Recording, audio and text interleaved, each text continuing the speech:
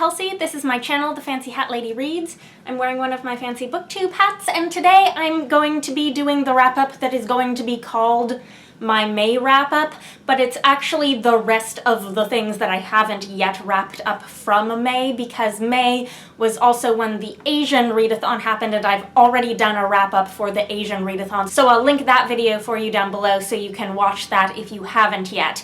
But I had 4 other books that I finished in the month of May that were not for the Asian Readathon, and these are those. Most of these are going to be books that I've already talked about my general feelings on in other videos.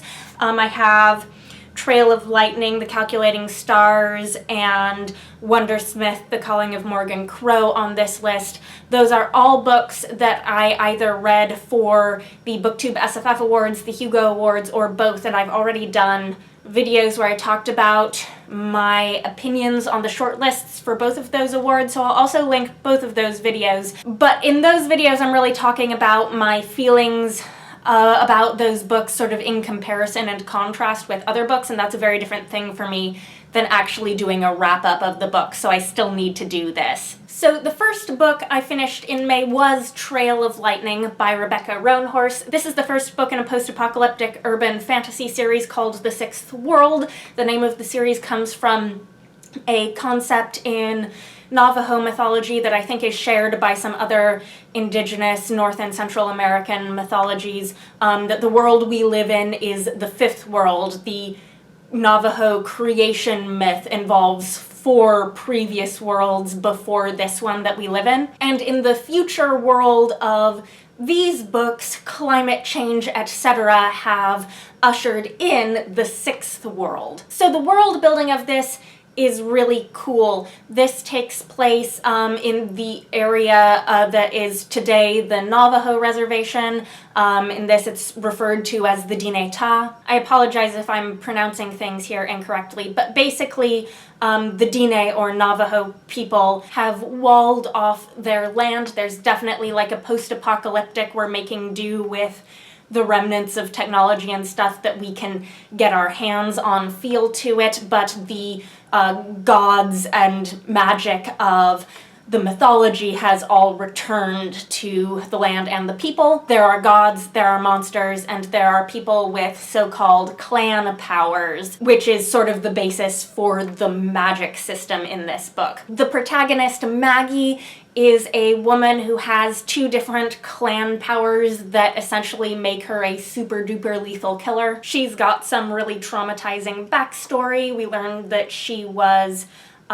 taken under the wing of basically like an immortal monster slayer from mythology who was teaching her to be a monster slayer. And then he left her and completely abandoned her. And at the beginning of this book, she's sort of become a recluse following that abandonment. And she is like dead certain that the reason this guy abandoned her is because she was becoming a monster herself. And I think it's pretty clear to the reader through most of this book that her idea of what was happening there and what's happening with her and like whether or not she's really becoming a monster or is a monster is not accurate. She's one of those characters who kind of want to shake the whole book and say, no, that's not what's going on here. You are not a monster. The guy who made you think that is a jerk. But the plot of this book surrounds Maggie being drawn out of her recluse status to solve a sort of mystery of these horrific monsters that are showing up. Where do they come from? Who is making them? The monsters in this weren't particularly to my taste. I think I saw someone else mention that they were a little zombie-like, and I was thinking, yeah, that's probably why I didn't like them all that much. The action of this book is a little on the brutal and violent end of things for me some of the time. And there are a bunch of like urban fantasy tropes being used here that just aren't my favorite tropes. There's a pretty strong maybe romance thing going on with a character who Maggie ends up teaming up with. His name is Kai, and she's all back and forth throughout the book, very angsty about whether or not she can trust him because he's also like hiding some secrets. The question is, what is he hiding? You do get late in this book a lot of like pretty rapid sort of plot twists and stuff, and I do want to continue on with this series, but I think I need to do it sooner rather than later because I am already forgetting what happened in some of those plot twists. I do think I had a little bit of trouble following some of them because at the point in time when I was finishing this book, I was just absolutely dead exhausted, and I remember like reading the end of the book thinking like, do I know what just happened here? Did I follow that? I think I'll pick it up pretty quick when I start reading book 2 though. I have book 2 out from the library right now. So I gave this 3 stars. It was overall like a pretty quick, easy read, and I do want to read book 2. That's not always true for me for 3-star reads. A lot of 3-star reads I end up not continuing with the series, but this is one that I am going to continue. The next book I finished in May was the Lady Vault's book club pick for April, which I read very slowly and finished in May, and that was Kalpa Imperial, The Greatest Empire That Never Was by Angélica Gorogischer. This was originally published in the 80s in Spanish. The author is Argentinian, and it was originally published in 2 volumes. Book 1 and 2 are both in this English version, though. This is translated into English by Ursula K. Le Guin and published in the US by Small Beer Press. It's a story collection that are all stories about different points in the history of a fictional empire that spans like countless dynasties, countless eras of history, and it's sort of intentionally so vast that you can't place any of these stories on any timeline in relation to any other events. The only ways you can kind of tell that it actually is supposed to be the same empire, even though the empire isn't ever named, is that there's some like common geography that's mentioned, like there are always like the rebels in the jungle in the south. And my overall feeling on this can be summed up by saying that like the style was exquisite. I love some things about it, about the general concept, the storytelling of it, but it did get tedious for me though pretty quickly, which is why it took me so long to read. I'll say that the second half, book 2, had, I think, more variety in the stories for me, so I was more interested by them. I'm gonna read you table of contents. So book 1 is called The House of Power, and it consists of Portrait of the Emperor, The Two Hands, The End of a Dynasty, or The Natural History of Ferrets, which was my favorite story in book 1. The Siege, Battle, and Victory of Selimagud, maybe that's how you say it, and then Concerning the Unchecked Growth of Cities, and those last 2 put me off of book 1 considerably between the 2 of them for different reasons. Book 2, The Portrait of the Empress, and The Streets Deserted, The Pool, Basic Weapons, Down There in the South, and The Old Incense Road. So the majority of these stories, with some exception, are about some emperor or ruler or, you know, some history of the government of this empire. And they are all told from the perspective of a storyteller. And you can sort of tell that it's probably a different storyteller for each of the stories because they're all telling the story from like a sort of different perspective of history, it seems. So I like the sort of meta approach that reflects on the act of storytelling. That's one of the things that appealed to me about this right away. The first story, Portrait of the Emperor, is about the rebirth of the empire after what seems like a total collapse of civilization. People have reverted to some sort of tribal living. Technology has been lost. People don't know what these remnants of technology from the prior civilization around them are. And it's about a character who becomes the emperor of a new dynasty to sort of revive the empire by learning to use these pieces of technology that have been left behind. And it sort of sets the scene of like, the Empire may fall, but the Empire will never really die. The Empire will always come back. It is eternal. The Two Hands is one that I don't remember in much detail. I think it's about like an usurper, but the only real significant thing about it is that it's told from a lot of different perspectives. The End of a Dynasty, or The Natural History of Ferrets, as I said, was my favorite in this first half. It's about a young prince who meets a couple guys who end up teaching him that a lot of what he's been taught is about his family is untrue, and how that goes on to affect the type of emperor he's known for having become. He comes to be known as the Ferret, hence the title. But then Siege, Battle, and Victory of Selimagud again, oof. This one was just a kind of repulsive story to me. It's short, it's a story about, you know, an unscrupulous person who gets away with doing terrible things, the end. And then in addition to that, there was also what seemed to me like a really distasteful portrayal of a character who's described as being like grotesque and horrific because he's a hermaphrodite, which seemed really distasteful to me. And then I thought from the beginning, once I sort of got the concept of concerning the unchecked growth of cities, that I was going to love it. And then I didn't, because once I got the concept, like, there was no more to it. It just kept going and going and going. And I'm like, I get it. I don't need to read all this. But basically, this is the story of a city over the course of many dynasties. From its beginnings as like a cave hideout for bandits to becoming an important, like, trade route for merchants. It becomes a haven for artists. It's occupied by the military. It becomes the capital. It's then no longer the capital. Like, all of this stuff. And the concept that, like, this story is the story of this city over this vast period of time, like, I loved that concept, but then in execution, it was just tediously boring because you spend so long, like, setting up what the next thing the city becomes is, and then how it becomes no longer that, and the pattern just got really repetitive, and it took me so long to get through this story.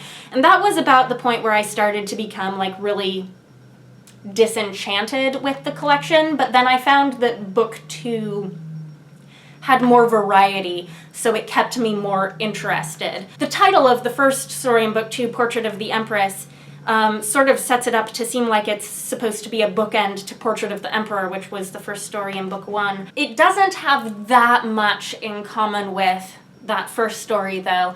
And it's the first story where the storyteller himself is a significant character in the story. He's telling the story of his own personal relationship with this empress who rose from the lower classes to become a radical and forward-thinking leader. It's also the only story that mentions, sort of in passing, more modern technology like cars and airplanes. You kind of get the sense, if you compare it with the first story and how the rest of them, most of the stories sort of make it feel like this is all very ancient history, but especially compared with the first story, which was like bare bones tribal civilization, you get this sense of this vast expanse of time. And then I've kind of forgotten the next 3 stories. Oh, I just noticed there's a discrepancy here. In the table of contents, the next one is listed as And the Streets Deserted, and in the book it's called And the Streets Empty.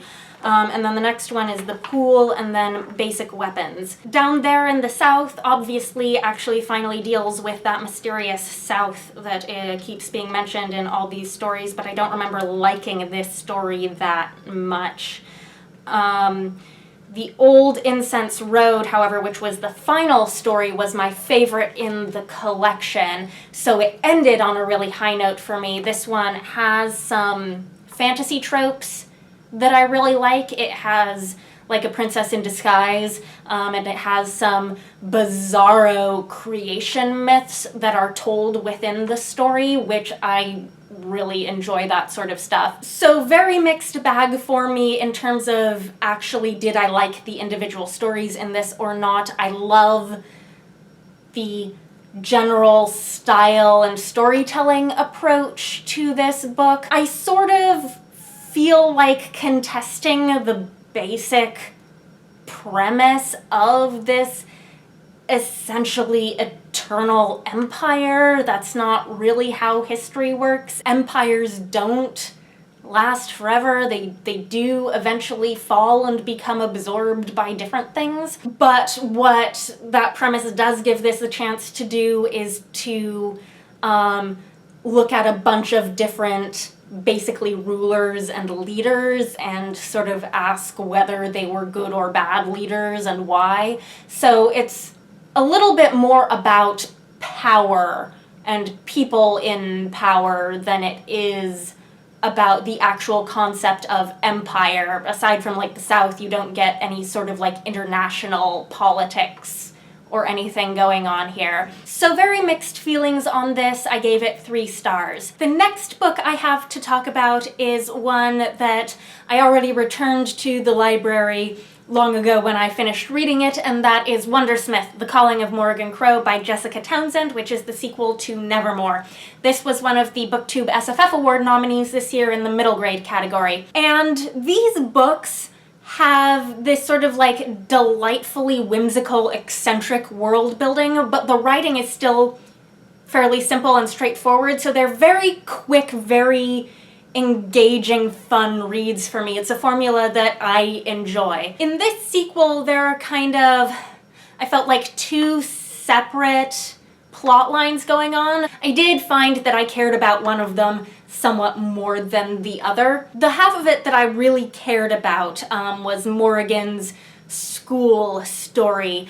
At the end of the first book, she's passed her trials and she's accepted into the Wondrous Society, and she gets to start her magic school years with her grade level classmates in the Wondrous Society in the city of Nevermore. And the promise sort of is that she's finally found her place, that this will be the place that she's accepted, that she's loved, that she's cared for. And her experience ends up not living up to that expectation, at least not right away, because she is, as the title sort of gives away, she's a Wundersmith, and that is a magical power that is greatly feared by the Wondrous Society, and so she's put into a course of study where she's not allowed to take all the fun classes with her friends. She only gets to learn why being a Wondersmith is terrible. And that storyline about Morrigan's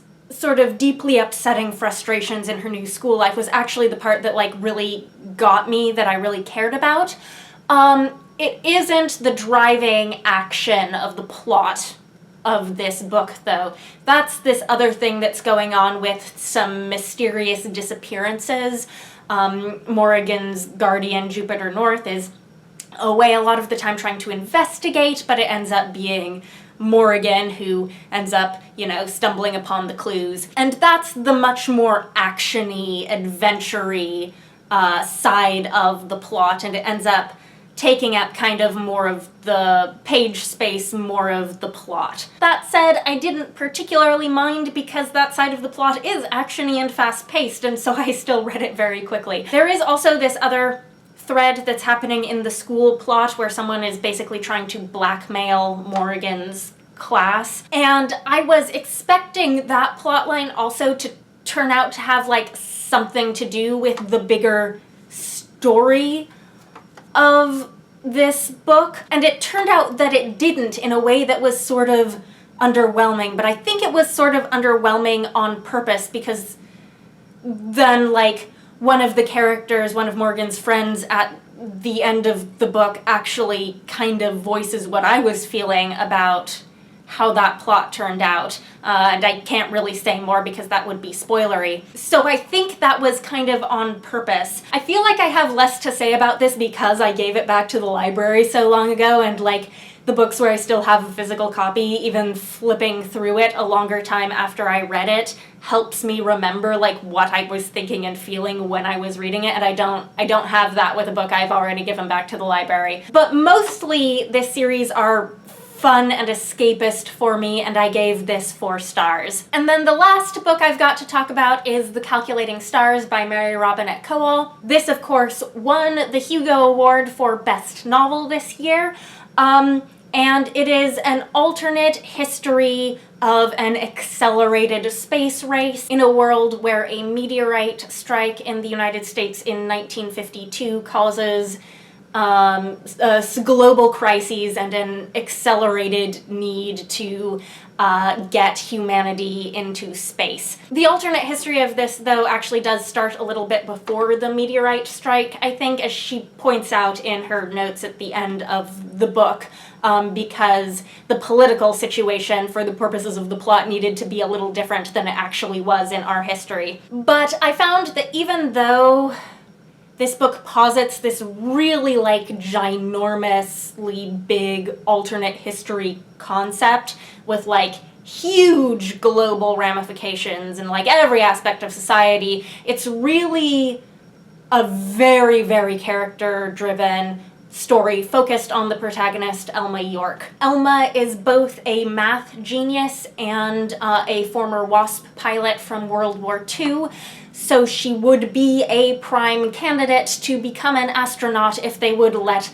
women become astronauts. She's married to the lead engineer of the International Space Agency, which we get in this world instead of like national space agencies. And she works in the space agency as a computer, and she ends up sort of leading this campaign to get women admitted into the space program as astronauts. Obviously, this focuses very heavily on gender biases from the 1950s, but there are lots of points in the story where Elma is also forced to consider implications of racism and also mental health. Elma's own struggle with anxiety and the social stigma surrounding treatment of anxiety is a huge part of her story in this book. She is extremely competent and clear-headed in like really high-stakes situations involving like being a pilot and a mathematician, but she has extreme anxiety surrounding public speaking, which is something that she discovers that she really needs to do in order to further her cause. So there are a lot of different social issues in this book, a lot of moments when Elma has to reconsider her own biases and assumptions, and all of that is really what this book is about, and I liked all of that. But then I also felt like some of the broader context that was left out or shoved to the side, I would have appreciated if it had been more fleshed out. For example, like just the basic premise that because we have this accelerated climate catastrophe coming because of this meteorite strike, we need to go to space, we need to have colonies on Mars. It's just sort of this assumption, and then it's sort of mentioned that, oh, of course, this is just one part of a much larger, wider global response to this catastrophe, but we don't really get to see like how it's a part of a global response to the catastrophe. Like, I was asking myself, if Earth is going to become uninhabitable as it is, like, does it really make sense to be focusing on space colonies, or should we be building enclosed bubble habitats on Earth, underground, whatever? And that bigger picture is just sort of assumed to be there, but doesn't ever really get talked about or come into play. And it just left me with a lot of questions, and like a book that would answer all of those questions about what's going on in this global response would be a much more sweeping book. It wouldn't be this book, it wouldn't be this character study of Elma York, but I was still bothered by some of those niggling big picture questions as I was reading. That said, there is a lot of detail in this book, like a lot of technical detail about the little corner of this alternate history that Elma is involved with, and all of that attention to detail is quite impressive. So I gave this 4 stars. I think it was excellently executed for what it is, but I think especially given that the first chunk of the book that deals with the actual, like, natural catastrophe of the meteorite strike and like where Elma and her husband are, where it happens, and how it affects them, and like all of the massive human tragedy of it. Like, given that that was the setup of the book, I kind of expected after that something a little more ambitious in terms of its scope. I don't yet own the second book in the series. I will be looking to acquire that shortly so that I can continue on. This was, I think, originally published as a duology, but now there's going to be book 3, so I better get on it. So those are the books that I hadn't yet wrapped up that I read in the month of May. I'm not going to promise anything, but I do hope to get slightly speedier with my wrap-ups from here on out. Anyhow, let me know if you've read any of these books or if you're planning to. Let me know what you think. Anyhow, I hope you're having a nice day. That is all. Bye for now.